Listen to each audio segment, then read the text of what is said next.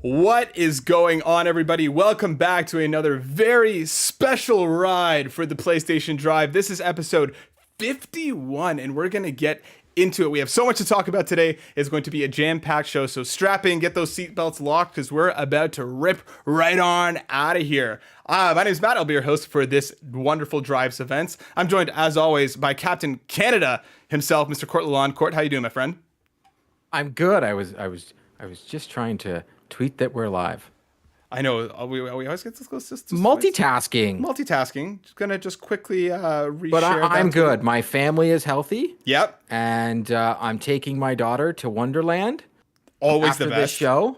Yeah. And I'm gonna have myself a great weekend with my family. It is a long weekend here in Canada, and it's the May long weekend, and I may or may not have a couple cocktails tomorrow night sitting on my deck in my backyard. May or may not. I mean, you deserve it. So, do it up. Make sure you have fun with it. I hope you have a wonderful time at Wonderland. But this is not the Wonderland podcast. This is Carpool Gaming's The PlayStation Drive, where each and every week we talk about all things PlayStation. We get into the nitty-gritty of details, rumors, and fun stuff, and whatever Jeff Grubb promises and, hopefully delivers on.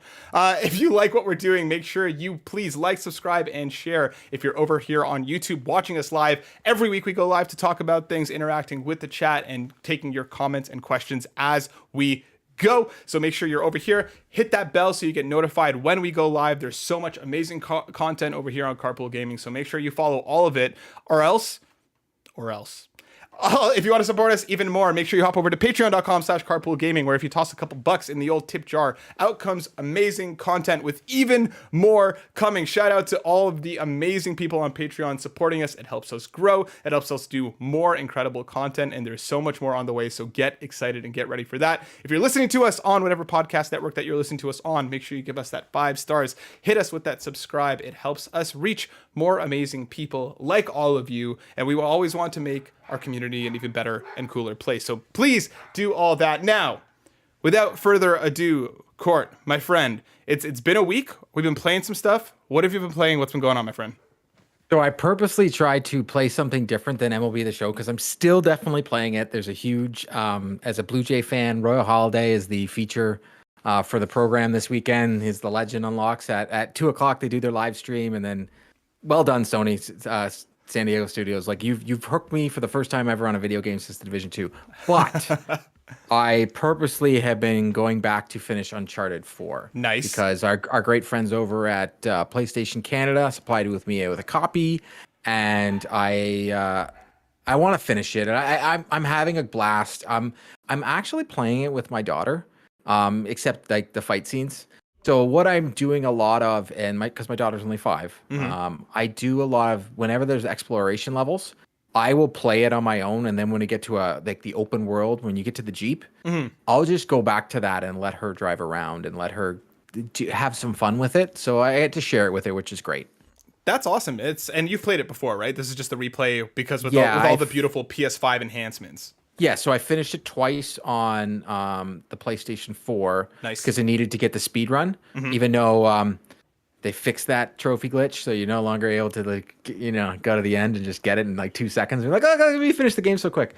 But I'm a huge trophy hound.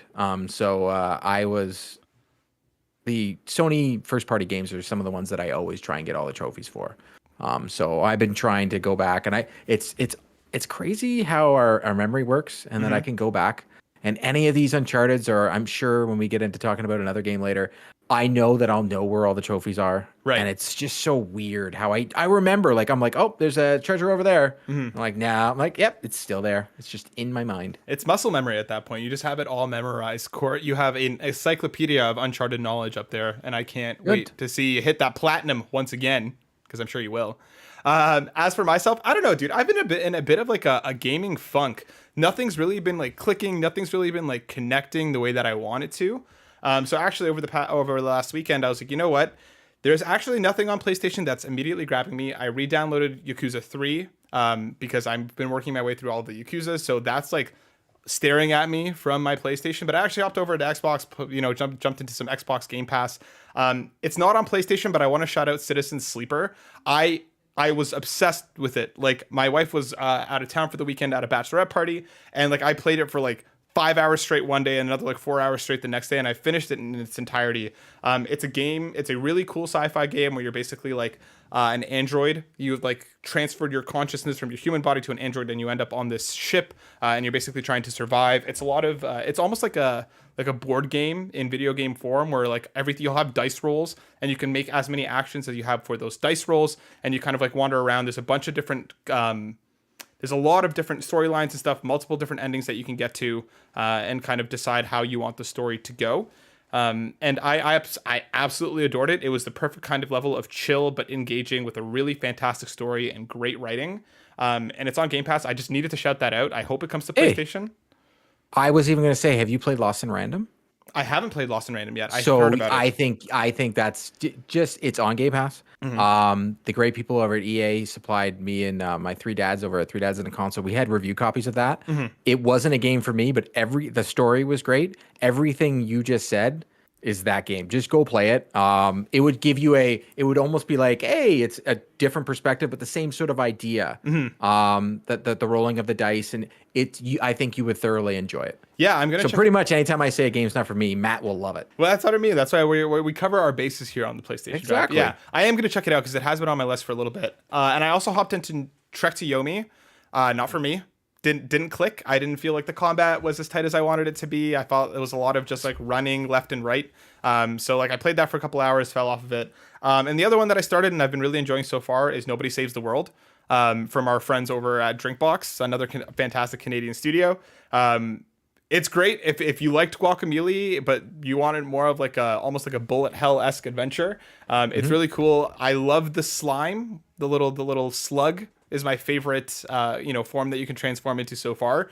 It absolutely wrecks once you cover them with poison and you're just kind of flying around and destroying stuff. The game is a lot bigger than I thought, so it's one that I'm definitely going to take my time with. But it's a lot of fun. The humor is there, the writing is great, and stylistically it looks great. So I've been kind of bouncing around, playing some different indie stuff, just trying to find something that's really clicking, because we're in a bit of a new game drought right now. There's a lot of backlog stuff. So Yakuza 3 is the next thing that I'll probably hop into this weekend, which I'm very excited about because I am going to play all of them.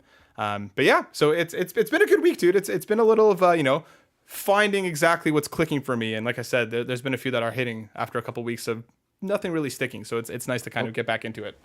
Yeah, speaking of this, I can't wait for June now. Because like you just mentioned how there's no games, so I'm going to do the segue for us. I'm pretty sure in June we're about to be playing a whole bunch of games. We are about to be playing a whole bunch of games. Let's slam the brakes and hop over into some breaking news. We finally got Court. After us talking about it for months, years, eons, it feels like, we still got a partial games list. We still did not even get the full games list. But for PlayStation Plus, launching very, very soon, I believe you're going to be pulling directly from the PlayStation blog. We've finally gotten a bunch of games. Some highlights: Bloodborne, Concrete Genie, Days Gone, Everybody's Golf, Ghost of Tsushima Director's Cut, God of War, the Gravity Rushes, the Spider-Mans, all of the Last of Us Remastered. Let's put an asterisk on that Spider-Man. Well, we have Marvel Spider-Man and we got Miles Morales. Yes, but we got the PS4 version of Marvel Spider-Man. I know. And the PS5 version of Miles Morales. It's a choice. It's a choice. It's as a choice. They say. The Uncharted's are also there. So there's a whole list of first-party stuff. Some of the shout-outs from the third parties. We got Assassin's Creed Valhalla, Batman Arkham Knight, Celeste. Yes, Celeste. We got a couple of the Far Cries as well, Guardians of the Galaxy. And then for the classic games, coming from the original PlayStation and PSP, a bit of a shorter list coming up, but we got stuff like Ape Escape, Hot Shots Golf, Jumping Flash, Syphon Filter, Mr. Driller, Tekken 2, and we also got some stuff coming, Ape Escape 2, The Dark Clouds, the Jack and Daxters, the BioShock Remasters, the Borderlands, and then for the PS3 side, remember this is streaming only as things stand, but we got we got Demon Souls, we got a couple of Hot Shot Golfs, we got Infamous 1 and 2, and Festival of Blood, we got a bunch of the Ratchet and Clanks, and for third-party stuff, we have stuff like Ninja Gaiden 2, Red Dead Redemption, Undead Nightmare, Enslaved. And then, of course, we have some of our time-limited game trials for us in the premium tier. What I do like here is that they did clarify saying that the download will not be part of the playtime. Once it's downloaded, you get 2 hours. Now, this 2 hours can vary depending on the game and what the developers and the slice. And it's not till the game actually starts. It's not like a lot of game trials are like the loading screen counts. Yep. It's when the game is going. And if you pause, it pauses. Yeah. Okay. Nice. I made that clear. That's awesome. Yes. Okay. So in terms of what you can access with the time limited game trials, Uncharted Legacy of Thieves on PS5, Horizon Forbidden West on PS4 and PS5, Cyberpunk Farming Simulator 2022, Tiny Tina's Wonderlands, and WWE 2K22. So now, before we get into the other things that we found out, Cord, because we did get a bunch more information for PlayStation Plus, what do you think of this initial games list? What are some of the highlights for you? And do you think it's still weird that we still don't have the full list, which they did clarify will launch alongside the platform in whatever area that you're in?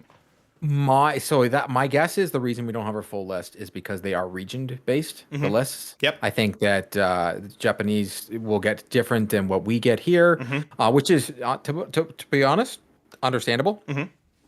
Because they also have some games that are not modernized for North America, and they're PlayStation games that we don't ever get to see. So I have a funny feeling those will be there. I think what they've announced is almost better than the initial launch of Game Pass. If you remember, the initial launch of Game Pass was a big wah, and it had games if you hadn't played them, but like almost everything had been played. Now, for me, looking at this, I've never played Death Stranding. I'm still haven't played the FedEx Simulator, and I'm gonna give it a try. It just did not look like a game for me, so I was like, I am not spending my money on that game. Right. If you haven't played Ghost of Tsushima Director's Cut, Yes. I oh my god, it's still one of my best games I've played since. It was the first game since The Last of Us where I played, and I was like, wow, this is one of my favorite games of all time. Like it's up there, and maybe that's why Trek to Yome, I was like, ooh, so you no good because Ghost of Tsushima's already done it, and so you can't go there. Because you can do the Kawasaki, you can do that in Ghost, so it's so much better. I really like the list. I'm still going to be impartial and say that I can't stand the streaming only for PS3, as I know that people have emulators on their computers that already make this work, and I'm really confused by how they decided not to do this. But I guess because they already had the infrastructure and the Gaikai, they just went with it, and I understand. But trophy support to the PS Classics is crazy pants awesome. So for those trophy hunters out there, the fact that I can go through and play Syphon Filter that is going to have the HDRs and the FPS boost, the things that I said they needed to do that Xbox does, it sounds like Sony's going to do this moving forward, which if they do this, because it's already been announced that Origins is coming to both Game Pass and to PlayStation Plus, and they're both going to have the 60 frames per second and the upgrade to the 4K. Like, they're both getting the upgrades. So it sounds like that thing that Sony wouldn't do before, they're going that games preservation path. They're saying, okay, we will give the upgrades. Because there's games, I know Sean's playing Tomb Raider right now on his Xbox, and when you play that on an Xbox, the Series X, you think it's a brand new game. Like, it looks unbelievable with all the upgrades and everything like that. So that Sony is allowing that to finally happen and not just do director's cuts, I'm excited for that. And that makes me think that Sony's going to take that extra step. I look at this list and I say, this is a very good start. It's not the best, but it's a very good start. Yeah, I think it's off to a great start. I think especially for anyone who may have missed the PS4 generation, this is like an incredible way to jump in on PS5 to play a lot of these first-party games that people may have missed. For me, I've played a lot of them, but I am, having access to them is nice to kind of hop in and revisit some of these titles. Like for me, Gravity Rush 2 is one that I'll happily hop back into because I never finished it the first time around. Medieval is a game that I've always been curious about, but again, like never actually wanted to pay for. And like, I mean, even like Tearaway Unfolded is a great way to bring that game to new audiences because I love that. Yeah, I loved the original Tearaway. So there's a lot here. And again, this is still by no means the full comprehensive list. I think this is a really solid start. And if they kind of continue to kind of grow this, I think the one thing that stands out to me that I'm a little bit disappointed by is the kind of lack of PS1, PS2, and PSP games so far. And I think that, again, this isn't the full list, but I think if you're going to be, because that's kind of the major reason why people would upgrade to that premium tier, right, is the classic games. And to have something that's a little bit less than, I mean, we have a handful of them. I was expecting a little bit more from the classic side. I'm sure it'll get updated. I'm sure they'll be adding more as they go. But for that being kind of the major selling feature for the premium tier, that to me is a little bit disappointing. And again, we'll see what the full list looks like when it actually comes out. But I would have liked a little more love on that side, just because, again, it kind of, helps people buy into the service. So for me, I think this is a really solid start. And you already touched on another story, so let's kind of quickly pop over to that one, because Syphon Filter will be getting trophies coming from George Yang at IGN. Ben Studio has revealed that PlayStation trophy support will be added to Syphon Filter when the all-new PlayStation Plus subscription launches. Agency Intel reports that Syphon Filter will include trophies when it arrives on PlayStation Plus, with a video of a trophy unlocking with some familiar audio. So the things that we don't know right now, whether this is a case-by-case basis, will all the PlayStation Classics be getting trophy support? We don't have that question answered just yet, but we do know that Syphon Filter will at least have trophies court. What do you think? And they also said that Syphon Filter will have the FPS boosts and such. They mentioned that. They mentioned that in a tweet. Like they were like, oh yeah, that will have it. Because they did say in the whole release that some games are going to have the FPS boosts and such. Some will, yep. And Syphon Filter is one of them. And I'm very curious to see. But I am very also. The Last of Us version we got was the PS4 version. There's a lot of, hey, there's a PS5 version of this game. We did not get it. Mm-hmm. Spider-Man is the biggest. The last one makes sense because of a story that we're going to talk about later. Mm-hmm. I think that's why they did what they did.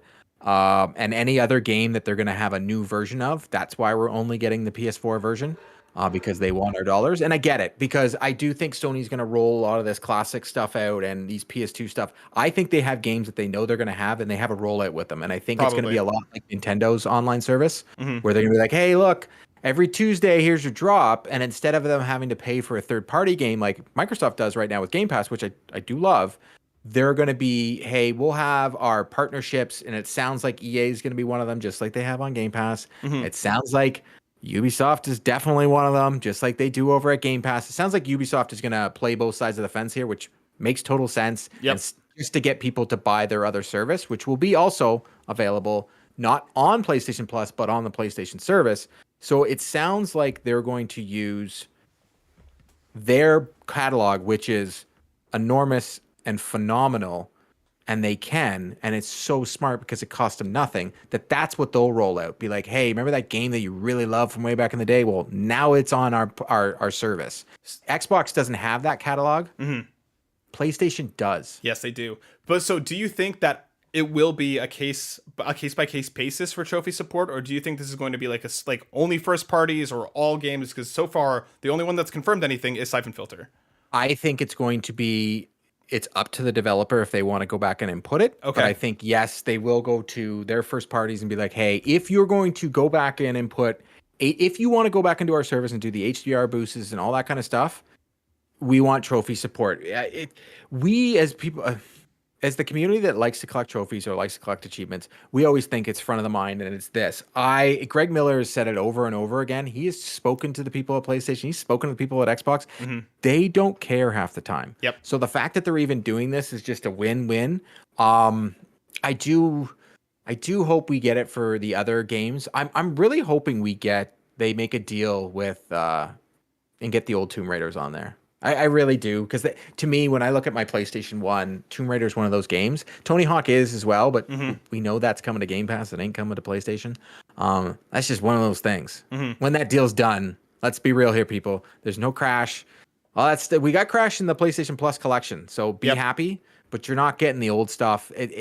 I don't see Xbox saying, hey, you know what? Yeah, have that on your service. But Sony's execs, besides Jim Ryan and his terrible email, have said some great things. Mm-hmm. Just recently, with saying that they want to have their games on other platforms. They keep using the word platform. They want to start using other platforms and getting it to more users. And my guess is, and this is my guess, that the games are going to come to PC more often on first party, and I think they're going to come sooner. Yeah, I think that's probably definitely in the works.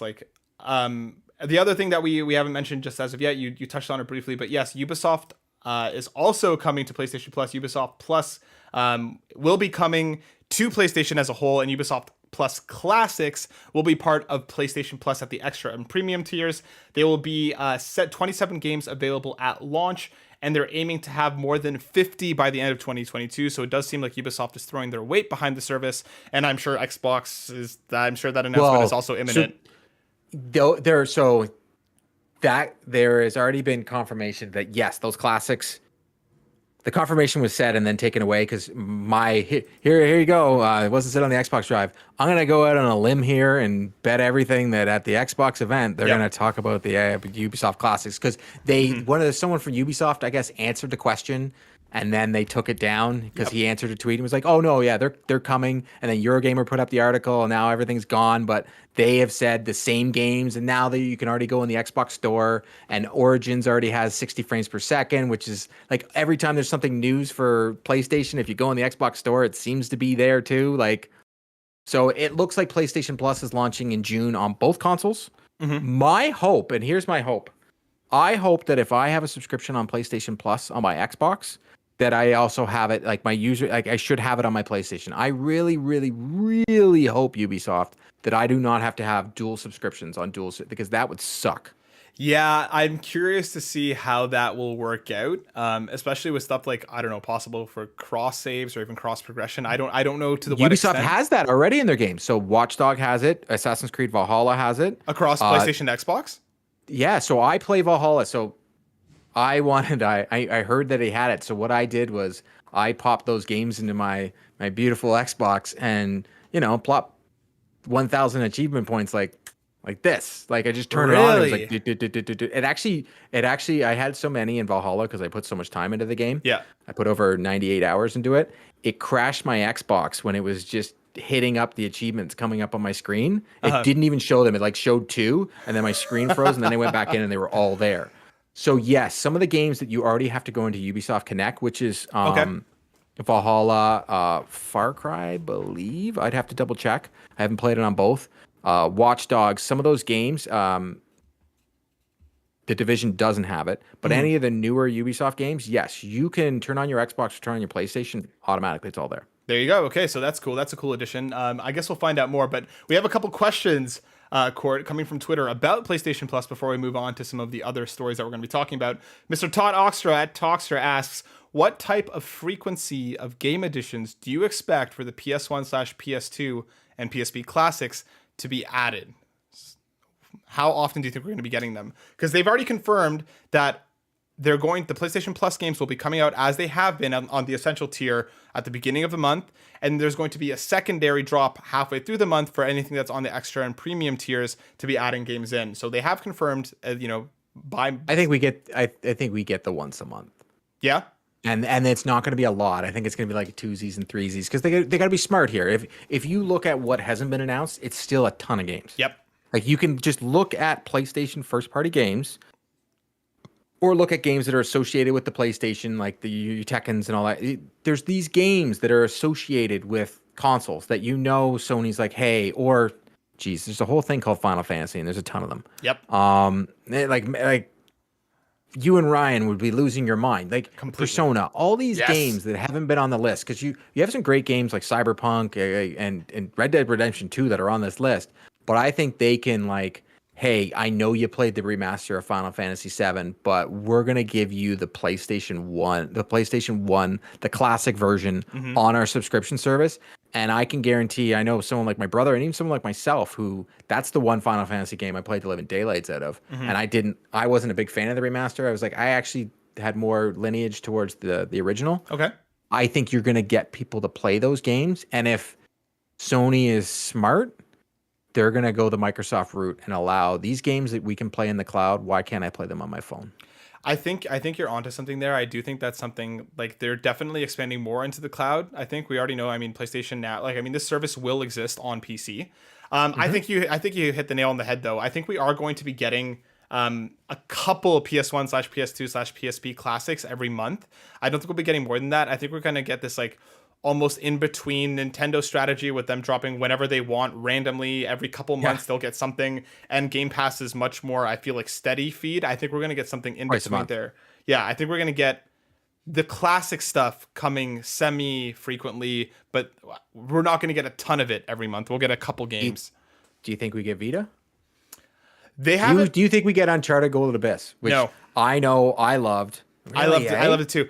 There's I think it would take too much work, because they'd have to go the tearaway route. Get rid of the touchpad stuff. They'd have to go to the tearaway route and almost rework that game from the ground up to make it function on a controller, which I just don't see them willing to do. Because I do think Golden Abyss is a really good Uncharted game, and I agree with you. I really enjoyed it as well.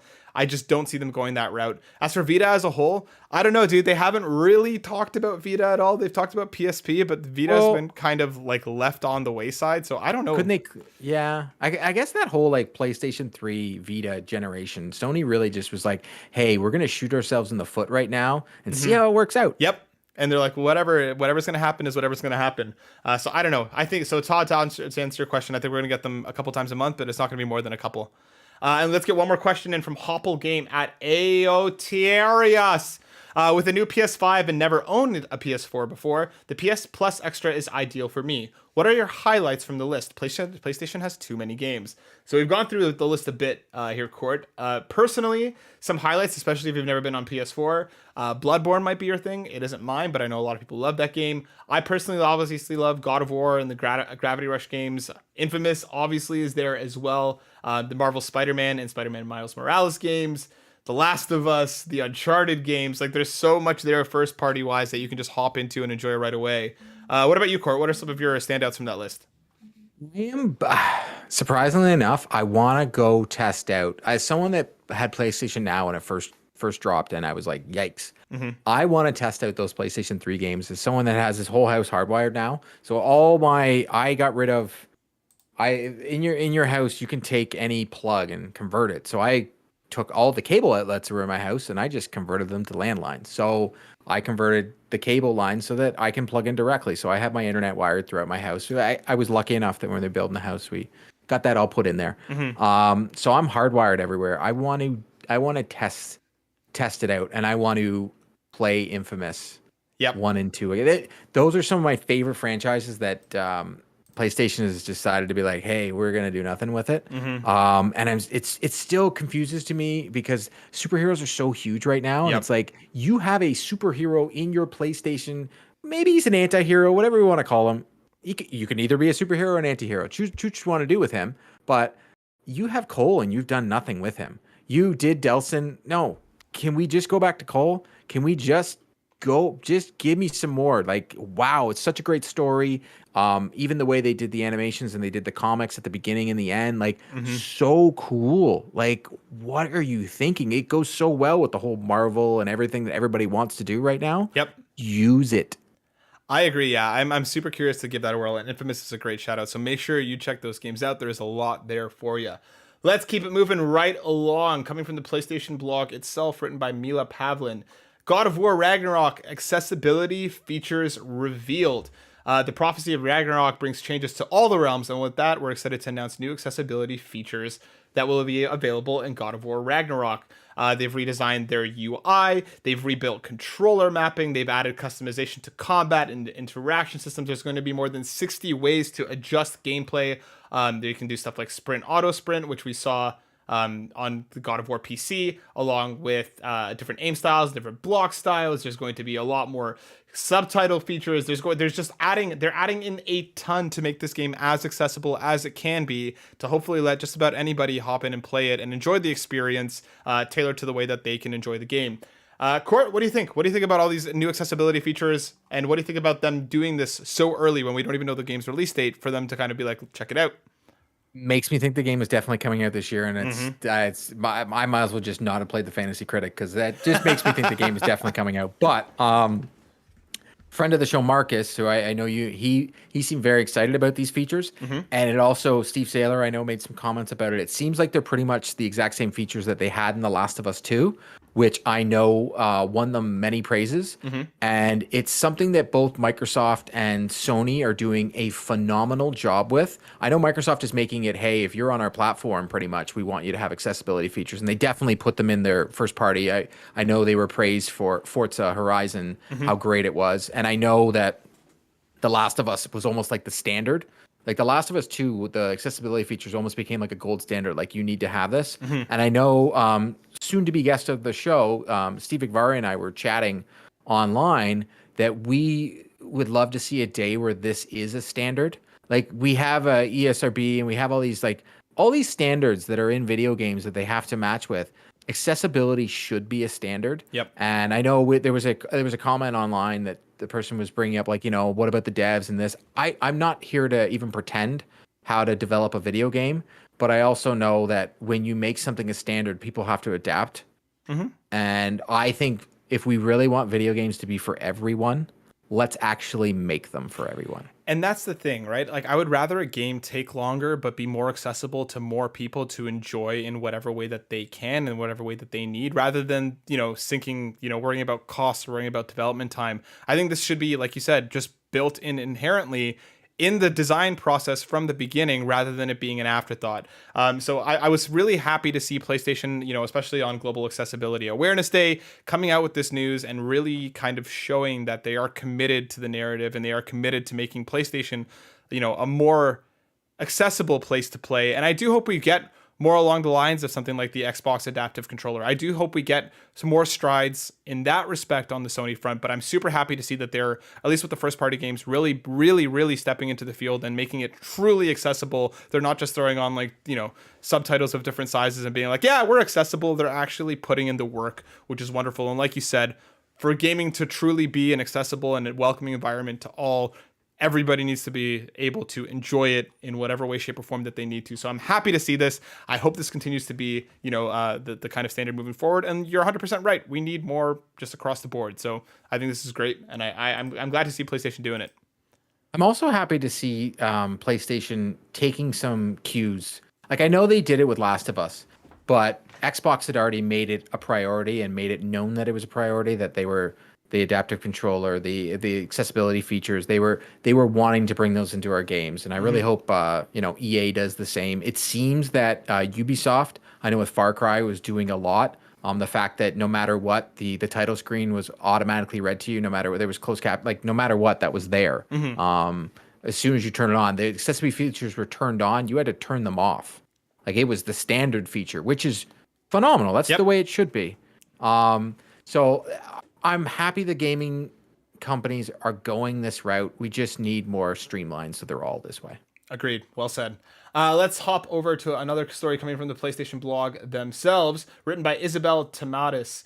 PS5 console covers in Starlight Blue, Galactic Purple, and Nova Pink will be available starting June 2022. Early access for customers in the US, UK, France, Germany, Belgium, Netherlands, and Luxembourg is available through direct.playstation.com from June 17th. As for us here in Canada, Amazon listings have started to go up. I'm assuming Best Buy and the other major retailers will be following suit soon.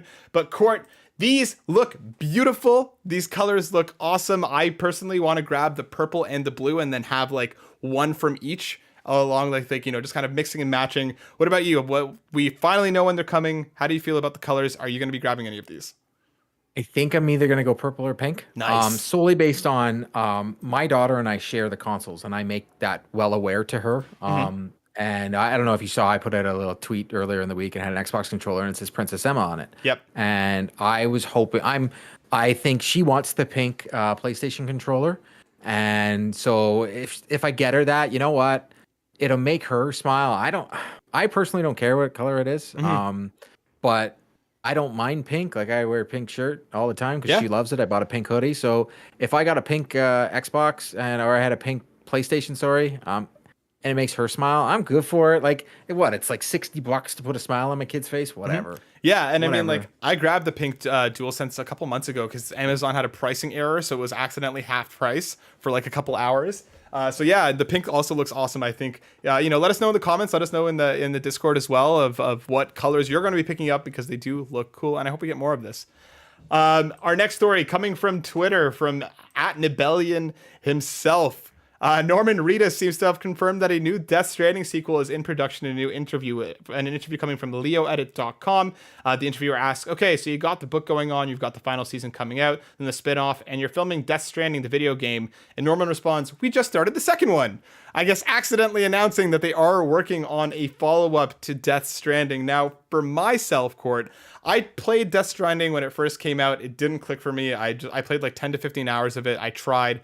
But with the director's cut, I played that game in its entirety. There's something about maybe timing, maybe just the DualSense implementations, the kind of overhauls that they brought to the traversal really made me fall in love with the game. And I'm actually super excited for a second one, which is something I never really expected to say.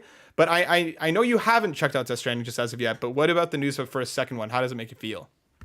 Well, it was my first game I was going to play on PlayStation Plus when the service drops. That was my, hey, I've never played this. I like Kojima games. I thought it was kind of funny because I guess, what was it, like 2 months ago, Norman Reedus, Kojima put that photo out on Twitter of all them sitting having a smoke outside. Jesus, they're almost in their 60s and they're smoking, like gross. But anyways, they're all sitting outside having a smoke, and I'm like, all right, so that could be like Kojima dropped this game being made months ago, and I was just like, as soon as I saw it, I was like, they're making a second one. I think it's great for Sony because the rumors all were Kojima's making an Xbox game, Kojima's making an Xbox game. And also Kojima like moved his studio. Like there's a lot of things going around, but Jeff Grubb's still saying, hey, he was always making this game, but he's still making the Xbox game. I think it's just great to get more Kojima games. Yep. He's got a bright mind. He's a lot like Quentin Tarantino to me, but of video games. And he does something different. I agree. And I like that. And I'm super curious to see how, Blue Box is going to work into this because, we all know that Kojima is secretly running Blue Box Studios. This is a narrative I've been pushing for months. And, Ryan is his ears are probably burning right now from across the way as I once again bring up Blue Box. We all know Kojima's the one doing it. Whatever's going to happen is going to happen, but I guess we'll find out. Coming on to our next story from Eurogamer. Speaking of Mr. Jeff Grubb, this story is written by Matt Wales. Naughty Dog's much rumored The Last of Us remake reportedly launching this year. Naughty Dog's much rumored, but as yet still unannounced, The Last of Us remake for PS5 will reportedly launch before the end of this year. There's still no official word on the remake, but rumors are continuing to swirl, with the ever leaky GamesBeat recorder Jeff Grubb now claiming it's set for a 2022 release. I keep hearing that it's coming this year, Grubb said on the remake during the latest episode of the Kinda Funny Games cast, knowing that he's pretty confident it's going to be launching this holiday. Court, do we need a remake of this game? And if we do, what do you want to see out of it? It is my favorite game. I won't say of all time, but it's there. It's so close. I said I want to go down that emotional journey. I don't know how I'm going to handle it now as a parent. Yep. But I do think a lot of people are like, oh, it's not that old. I'm like, well, actually, it is. It's kind of old, man. It's from what, 2013? 2013. Yeah. No, 2013. The game came out. 2013. Now, I thought they were going to bring it out around the TV show, but this makes more sense the TV show comes out in 2023 to give more of a hype train. 2013 is a long time ago. There's a lot of new gamers there. You look at the sales of the PlayStation 5 or the Xbox, you look at the sales of video game consoles, period, and you have a ton of new gamers. And I said this to you before in the pre-show when we were talking about the PlayStation Plus service. And you and I, the 35-plussers, we have all played these games. We've been around video games forever. Like, heck, I've been around video games since Coleco. To us, it is what it is. But to that person, that's what we were like in the Xbox 360 generation, where we're like, oh, these are all new games. They haven't played these games. That's when a fair. game's from 2013, that's almost 10 years old. That's a long time. So for them to be able to play the game now, to launch this HBO series, it gives it a little push. Now, I'm expecting at least 120 frames per second. I'm expecting 4K graphics. That's what I'm expecting. I'm not expecting Unreal Engine 5 because I think they developed this game. They started developing this game before. But I'm expecting this game to look unfrickin' believable. Like I truly am expecting. One of the things that it scares me, but also at the same time I'm really excited for, is the 3D audio on the PlayStation. To put a headset on, and there's certain scenes in this. And to be honest, I'm not going to give away anything. Because I never want to do that with this game, because this game is a movie. And I don't want, if you haven't played it, then I don't want to give it away. There are scenes with clickers, that I can say. There are certain scenes, because that's pretty much what it is. It's like scene to scene to scene. That's what I love about it. And it's in Boston, which I have a thing for Boston and love it. That, oh my God, the noises from the sides of the room are gonna, Jesus Murphy, and the jump scares in it, like it's gonna be good, Yeah. like really good. And it, coming out holiday, if say God of War does drop, and it seems like it is now, considering they drop Last of Us and God of War, and Xbox has nothing to drop. Yep. And the only other game that you can play on Xbox will either be Batman or Hogwarts. Holy moly. I know. Like, that's all I'm going to say. That PlayStation could own the fall. They really could. Own the holiday season. They really could, especially if Forspoken hits, kind of kicking off that like late summer, early fall, and then rolls into The Last of Us and God of War. For me, I'm a little bit more reserved on this one. I do love your point that for people who are, maybe didn't play it when it initially rolled around, I do appreciate that point. I hope, like, what I want from it, I just don't want it to be a straight 1-to-1 remake. Because if they're using Naughty Dog to do it, if they're pulling them in, I hope like they work Left Behind into the story a little bit more, right? Well, no, yes, I agree with you that Yeah. that needs to be like a flashback. Exactly. I don't know how you would do that though. I think you just should be able to play it. Be totally honest, as someone that I finished it twice on the PlayStation 3, and I finished it twice on the PlayStation 4, and Yeah. So that's, you know what I mean? Like, yeah. I don't, as someone that's played, I only played Left Behind once, and I thought it was phenomenal, integral information. It gives so much of a backstory to, and actually makes Ellie more of a person. Because Ellie was a character that you fell in love with, but when you watch Left Behind, it's a character you want to hang out with. Yeah. If that makes any sense. I agree. She's awesome. She's amazing. She's like one of the best characters out there in gaming. So that's what I mean. And it'd be tough to play Last of Us 2 without playing Left Behind, especially Exactly. the scene where she's in the record store and she's talking about Pearl Jam and such with Joel. Those conversations are conversations sort of that are from Left Behind of her backstory and why she loves music and so on and so forth.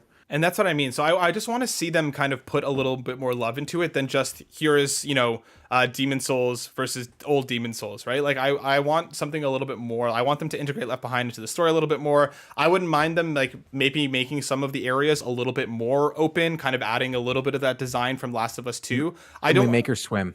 Let's just make her swim. I hope so. I really hope so. And like that's what I mean. Like I feel like if they're going for the full remake, I don't want them to go as far as like a Final Fantasy VII remake, but I want them to kind of expand the experience a little bit more. I want them to kind of maybe go back and take what they learned from The Last of Us Part 2 and retroactively make Last of Us 1 not even better, because I don't want to say better, but kind of, make the areas a little bit more open, integrate Left Behind. I want to see a little bit more from that if they're going full board with it and making sure Naughty Dog is the one to do it. I kind of hope that they do, because that'll also, shut a lot of people up who are just like, we don't need this game back. It's like, well, here's a different version of it. Here's something that's a little bit more expansive, which I'm hoping is the case.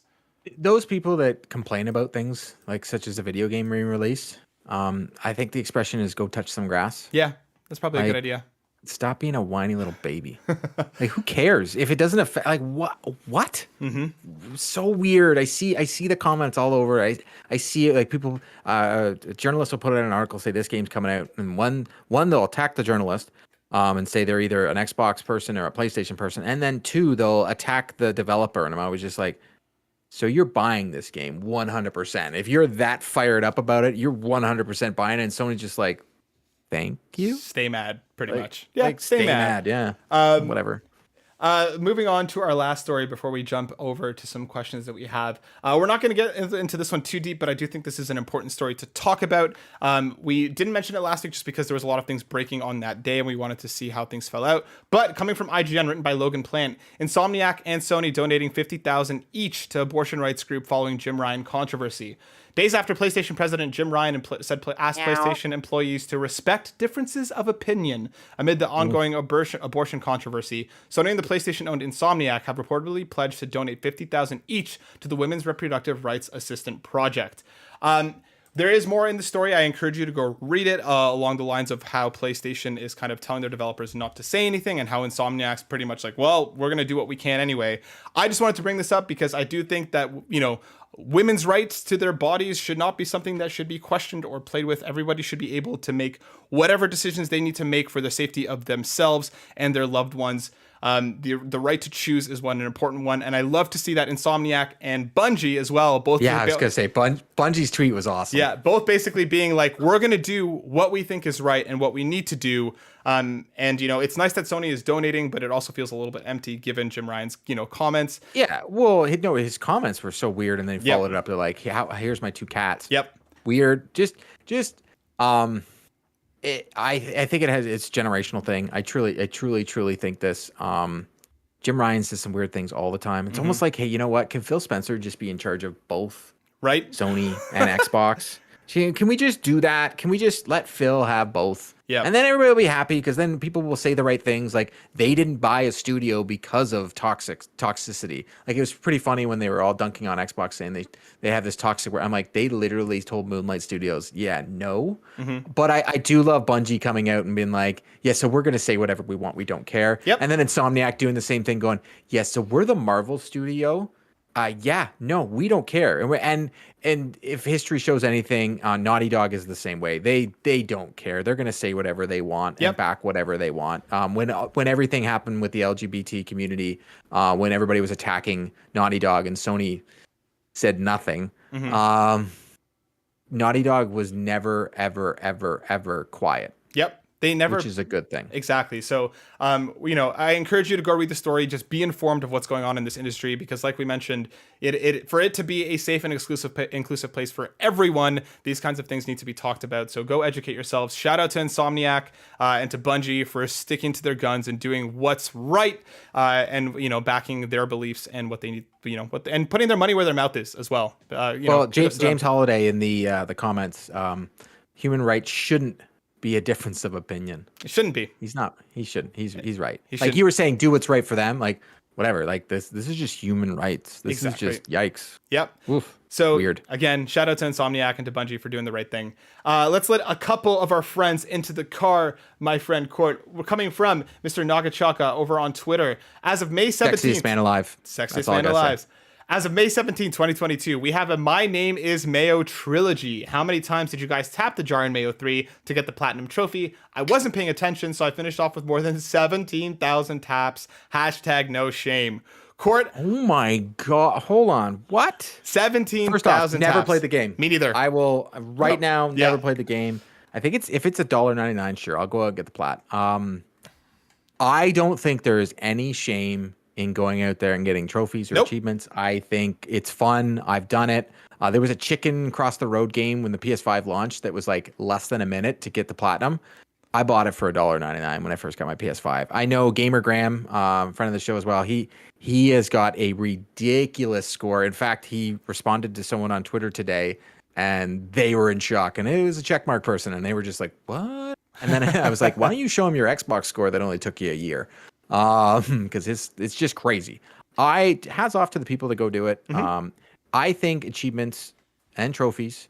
I think trophies they're better. I like trophies better than achievements. I love the platinum trophy, but I think they add something more to the game. They give replayability, and I think they need to be something that is looked into more often. Because one thing I wish Sony would do is what Xbox does, is adding them after the fact. Like going back to the games and adding more. It doesn't take away from your platinum in a Sony game. And I think it's fun. Be like, hey, this crazy thing happened in the Spider-Man movie. We just threw it. Hey, go do it in the game and we'll give you a trophy for it. It gets people to go turn the game back on and play it again.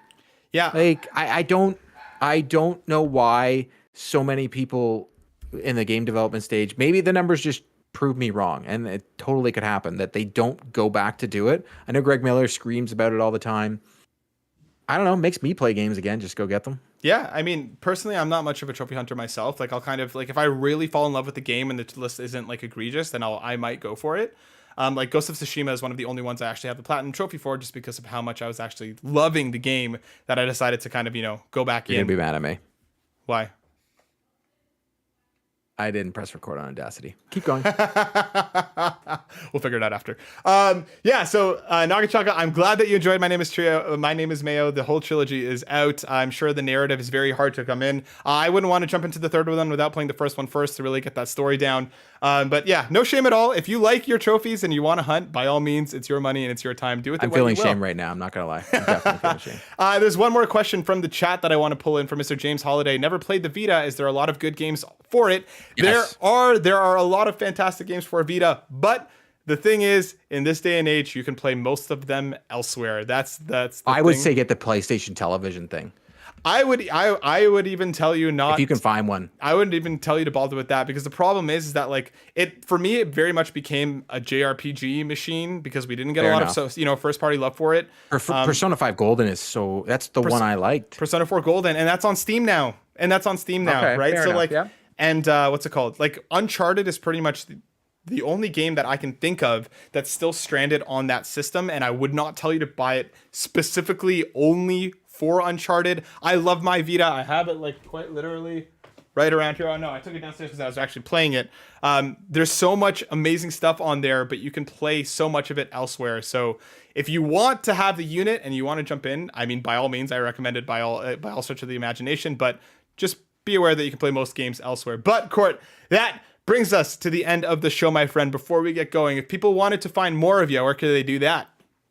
I feel for you if you do. But I am on Twitter at Court Lalonde. Also, I run the social media for Carpool Gaming. So at Carpool Gaming, if someone is a smart mouth to you, that's 100% me, and I don't apologize. I'm just trying to have some fun. I never mean any badness around it. But yeah, I run our socials, our Instagram, our TikTok. We have TikTok now, people. It's different. But yeah, and I also do a podcast every Wednesday live on YouTube called Three Dads and a Console, where we discuss video games from a parent's perspective.